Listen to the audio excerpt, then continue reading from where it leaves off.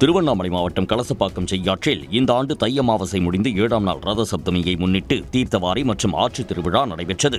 இவ்விழாவை ஒட்டி அண்ணாமலையார் மற்றும் உண்ணாமலை அம்மனுக்கு அதிகாலை சிறப்பு அபிஷேக ஆராதனை செய்யப்பட்டது. இதையடுத்து டிராக்டர் மூலம் திருவண்ணாமலையிலிருந்து சுமார் 28 கிலோமீட்டர் தொலைவில் உள்ள கலசப்பாக்கம், தென்பள்ளிப்பட்டு, மதுரா, மேட்டுப்பாளையம் வழியாக செய்யாற்றுக்கு வந்தார். அப்போது அண்ணாமலையாருக்கு வழிநெடுகிலும் பக்தர்கள் சிறப்பு ஆராதனை செய்து வழிபட்டனர். அதனைத் தொடர்ந்து தீர்த்தவாரி நிகழ்ச்சி நடைபெற்றது.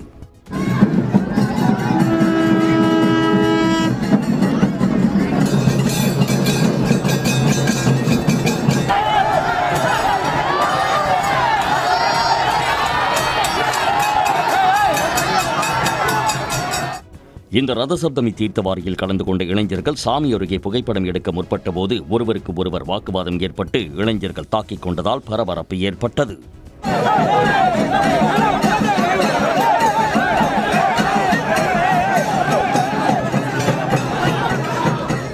பாதுகாப்பு பணியில் இருந்த போலீசார் இளைஞர்களை அந்த இடத்தில் இருந்து வேறு இடத்திற்கு அழைத்துச் சென்று விசாரணை மேற்கொண்டனர்.